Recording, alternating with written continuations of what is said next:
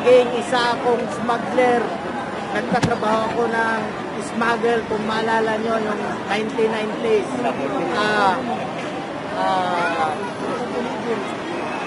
Yung champion Blue Cell dati, dahil Malaysia, ito. Pero ito sinasabi ko lang yung story ng life ko para maintindihan ng bawat Pilipino yung kung ano ako, kung sino ako.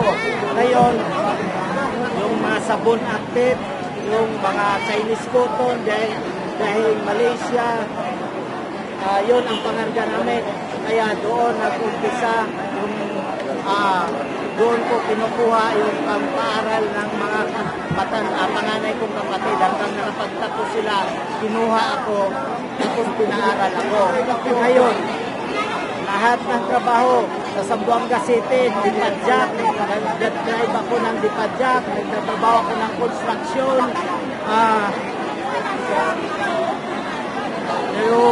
yung sa fishing, ito ay kwento muna ng buhay ko para maintindihan ng lahat na hindi ako pumunta dito na isa akong sagana sa buhay o bayad na mag-testimony para siraan ang Marcos administration. Kasi hindi ito paninira sa atin. Makikita natin lantaran o makikita natin ako. Tapos ano ako yung pakalat-kalat yung talon-talon. Ito. Mars, tawag ako lang Tumikit shot doon sa live story ko.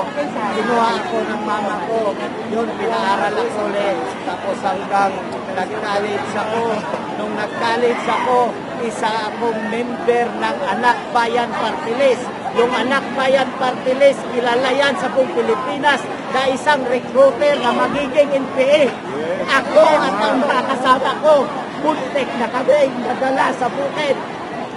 Buti na lang tumakas kami. Kaya, yung lahat ang naranasan ko, hindi alam ng pamilya ko. Pero ngayon, pumunta ako dito para gusto kong sabihin na sobrang sakit ang naramdaman ko dahil pumunta ako dito para ipakita yung suporta ko at pasasalamat ko sa Duterte administration kasi si Tatay Digong talaga napaka-idol ko yan.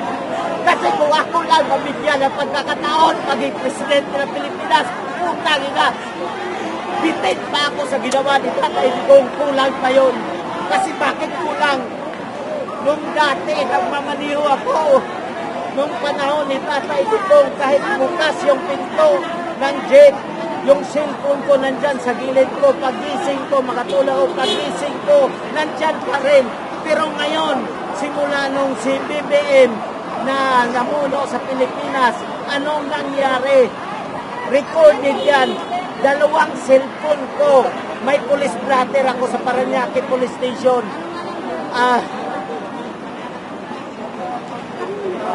Pagising ko, wala ng cellphone ko.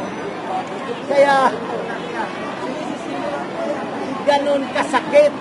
Tapos, ang sobrang pangkahirap sa amin kasi isa akong TNBS driver at saka pag nag-process ka ngayon ng PA o may mga transaksyon ka sa LTO at saka LTFRB, makikita nyo lantaran yung sasalubong sa inyo. Sasalubungin kayo yung mga maliliit na buhaya sa labas kasi sila may koneksyon sa loob. So, ibig sabihin yung mga buhaya sa labas, pinapakain nila yung pira natin, yung pira namin doon sa mga buhaya na mga malalaking buhaya na nasa loob. Kaya ako, reality ito, yung sinasabi ko dito, pinaglaanan ko ng panahon.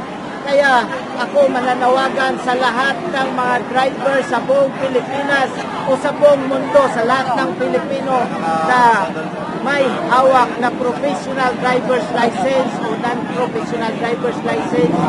Ako'y mula sa puso, nagpapasalamat ako kay Tatay Digong kasi bakit ako pilig sa kanya. Nung sinabi niya na yung driver's license, gawin ko yan 5 years. na-implement agad, naging 10 years pa pag wala kang violation. Kaya ganun ko siya Idol dahil sobrang effective siya sa tungkulin niya bilang isang Pangulo ng Republika ng Pilipinas. Kaya sobrang sakit. Isipin nyo, yung passport, sinabi niya, gawin kong 10 years, may passport din ako. So, pag sinabi niya na gawin 10 years, nangyari agad, naging 10 years. So, pag nag-renew kasi malaking luwag yan sa atin ng mga Pilipino. Pag ikaw pumunta, mag-renew every 3 years ng driver's license, ang haba ng pila. So, napakaluwag. So, ganun. So, ilang milyon ang may hawak na driver's license sa buong Pilipinas. Kung ako, nakinabag ako, nakabinipit ako sa pag-implement ni Tatay Digong sa driver's license na ginawa niyang 5 years at naging 10 years. Sino naman ang nakabinipit sa akin sa pamagitan ng driver's license ko? Number 1, yung family ko, relatives ko, friends ko, lahat ng nakikinabang sa akin, makakatulong yan sa pamagitan doon sa mga benepisyo na direkta kong natanggap mula sa pag-implement at sa isang verbal na sinasabi lang ni Tatay Digong, verbal instruction na yung mga driver's license gawing 5 years tapos maging 10 years pag walang violation. Napakaluwag yan sa aming mga driver. Kaya ako sa lahat ng driver sa buong Pilipinas, manawagan ako, suportahan natin si VP Sara Duterte kasi kahit ibalwitin natin sa lahat ng politician, politiko sa buong Pilipinas, wala na tayong ibang mapagkatiwalaan kundi Duterte lang talaga. Kasi ako, lahat, hindi ako nagsasalita ngayon dito na lagi na akong nagsasalita. First time ko to pumunta dito. Wala.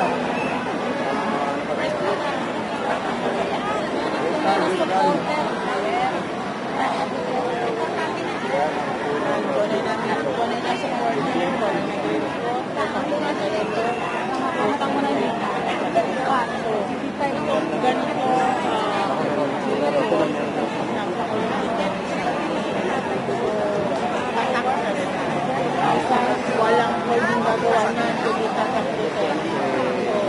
Ngayon, isipin nyo, kahit ilan dyan, alam nyo, ako, kahit wala kang campaign period, pero gusto ko lang sabihin sa lahat ng mga kaibigan ko, sa lahat ng pamilya ko, sa lahat ng mga Pilipino, kung maaari, lahat ng i-endorso ni Tatay Digong, yon ang suportahan natin.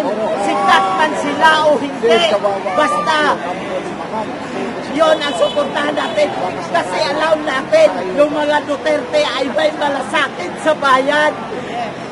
Tingnan nyo naman si Tatay Digong, kung ano siya nung pumasok sa politika at paglabas niya hanggang ngayon. Naging bilyonaryo ba siya? Wala, ordinaryo pa rin siyang Pilipino. Kaya ako hindi ko namimit, hindi ako pumunta dito kasi bayaran ako, binabayaran ako ni Duterte o sino mang tao para magsalita. Kusang loob ko ito, pumunta dito para magsalita, para ilabas ko yung saloobin, para maramdaman at kung maaari makakuha tayo ng suporta sa lahat ng mga kamag-anak ko, kaibigan at saka sa lahat ng mga Pilipino. Kasi hindi talaga, sobra talaga. Ako gusto kong sabihin, pero hindi ko pwedeng masabi dito ngayon na yung conversation tungkol sa korupsyon. Kasi wala akong direct na ebidensya. Kasi may mga tao na kinukunik. Kasi nagpa-process ako ng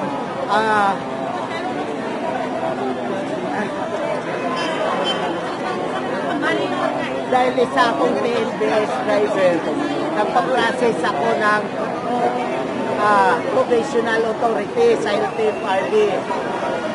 Dati, pag nag-renew kami ng PA sa LTFRB, i-present lang namin doon sa LTFRB yung PA namin, tatatakan lang yon, ang babayaran namin 260 pesos lang. Pero ngayon, lahat ng 10BS na nandito o wala dito, lahat ng napanood, alam na alam nila. Tingnan nyo yung LTFRB.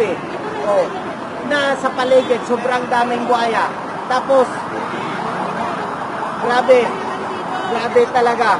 Kaya, sobrang dami ko sanang sasabihin. Pero yung iba nakalimutan ko dahil emosyonal na ako. Kaya sa lahat ng mga Duterte supporters, huwag na tayong manawagan na magkaisa ang Pilipino. Dahil kailanman simula nung maliit ako, panawagan na yan, yung mga nanawagan na magkaisa, namatay na. Pero nagkaisa ba tayo? Wala. So kailangan lang ang majority. So kailangan ng lahat ng mga Duterte supporters o lahat ng gustong pagbabago, pumunta kayo dito at ipakita natin ang ating suporta kay Vice President Sara Duterte. Kasi isipin nyo, lahat ng halatang-halata yung Kongreso mag-imbestiga sa kanya. Bakit? Hindi ako abogado, ordinaryong Pilipino lang ako. So, kung pag-usapan natin ang legality, wala akong knowledge. Pero yung nakikita lang natin on screen na grabe yung panggigipit sa kay Vice President Sara Duterte. Imagine ninyo, hindi lang siya ang may hawak ng confidential fund. Lahat, simula mayor, hindi ko lang kabisado lahat, pero ang alam ko, yung mga executive position, mayor, governor, vice-presidente at saka presidente, mayroon yan silang confidential fund. Hindi ko pa alam sa iba. Pero bakit si Madam Sara lang ang gigipitin nila? Tapos, sa daming nangyayaring korupsyon dito, nakitang-kita ng mga tao, bakit hindi nila pinapaimbestigahan? Pinipersonal nila dahil pumalag na si Madam Sara Duterte. Hindi na matiis ni Madam Sara Duterte na yung ginagawa ng administrasyon ngayon na sobrang lantara ng korupsyon. Sobrang pahirap sa mga Pilipino. Kaya, sana kayong mga nakikinabang sa mga programa ni Pangulong Rodrigo Duterte, pumunta na kayo dito kasi ito na pagkakataon. Ako, nagpapaalam ako sa mga anak ko. Sabi ko, mga estudyante pa kayo, sabi nila gusto lang sumama dito. Pero sabi ko, bawal kayo kasi minor. Obligasyon ng parents, obligasyon ko kayo. So, sabi ko, dyan na lang kayo. Focus muna kayo sa pag-aaral. Kasi naawa na sila ni Madam Sara. Ako, hindi ako kilala ng mga Duterte.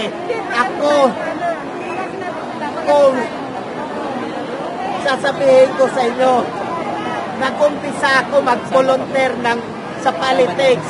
Simula nung time ni Gloria Macapagal Arroyo, lakas si MD Parte, nag-volunteer na ako at the time.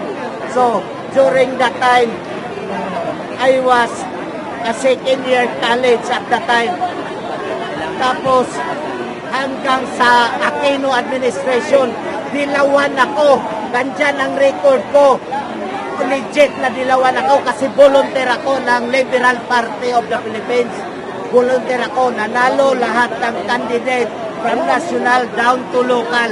Kaya ako na-employed sa city government of Dipolog dahil nag-volunteer ako sa city mayor at saka sa partido. Kaya ngayon, hindi ko na talaga matiis.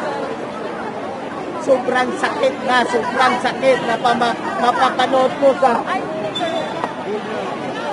sa social media, sa Facebook, o sa mainstream media, na puro lang panggigipit kay Sara Duterte. Hindi ko kilala, uulitin ko sa inyo, hindi ko kilala si Madam Vice President. Hindi nila ako kilala, pero sila kilala ko kasi napakaganda. Ito pa guys, ito ang bakit naging idol kong mga Duterte. Sasabihin ko sa inyo, first time in history na experience ko sa Davao City. Nagmamaniho ako, nagsasakyan doon. Pumasok ako sa one way. Ngayon, pinara ako ng pulis. Yung pulis na pumara sa akin, pinara ko, in-explain ko sa kanya na may meeting yung boss ko sa Apo View Hotel. Naligaw ako kasi hindi ko kabisado ang area. Ngayon, sabi niya, ginaid ako ng pulis. Pag-guide niya sa akin, nagbigay ako ng pangkape 300. Hindi tinanggap ng pulis kasi bawal sa Davao yung kotong at korupsyon. Doon ako napapabili kasi sabi ng pulis, hindi niya ipagpalit yung profesyon niya at trabaho niya para sa pira lang, kasi hindi papayagan ni Mayor Duterte dati, hindi pa siya Pangulo, hindi papayagan ng ganong mga kotong sa syudad niya. Kaya doon nag-umpisa na idol ko talaga si Pangulong Rodrigo Roa Duterte. Kaya lahat ng inendorso ni Rodrigo Roa Duterte, binoto ko yan at ikinangkanya ko. Nag-donate pa ako ng sarili kong pera. Nagpa-print ako ng damit during 2016 election. Kahit nasa partido ako ng LP, pero sa presidente at vice-presidente, si Cayetano at Duterte, dinala ko yan. Nagpa-print ako ng damit. Kasi naghingi yung mga kaibigan ko. Akala nila malapit ako kay Duterte kasi kinakampanya ko lagi. Nangingi, binibigyan ko ng damit, sarili ko yun. Ganun ako, kasi nakikita ko. Second, sa Davao pa rin, nagkaroon ako ng overspeeding. May guns, speed gunner doon. Nabaril ako. Ngayon, na-overspeeding ako. Kinausap ko lang yung enforcer, nag-explain, mabadali lang yung boss ko. Pinagbigyan kami na walang ticket at walang kapalit na pera. Kaya ganun ako kabilit sa mga Duterte. Kaya yung iba, sa next na lang, kasi marami na akong gustong sabihin pero mapahaba na. So baka marami pang gusto magsalita. So hanggang dito na lang at panawagan ko sa lahat ng Pilipino na magkaisa na tayo at suportahan natin at pumunta na kayo dito mismo sa EDSA. Ipakita natin at suporta natin para hindi man tayo mangangako na tayong lahat maging mayaman pag Duterte ang nakaupo. Pero luluwag ang buhay ng mga Pilipino dahil walang korupsyon. Kaya yun lang. At maraming salamat sa maintindihan nyo kung ano man ang maging violation sa pananalita ko. Ito ay nilabas ko lang yung sa loobin ko kasi hindi ako abogado.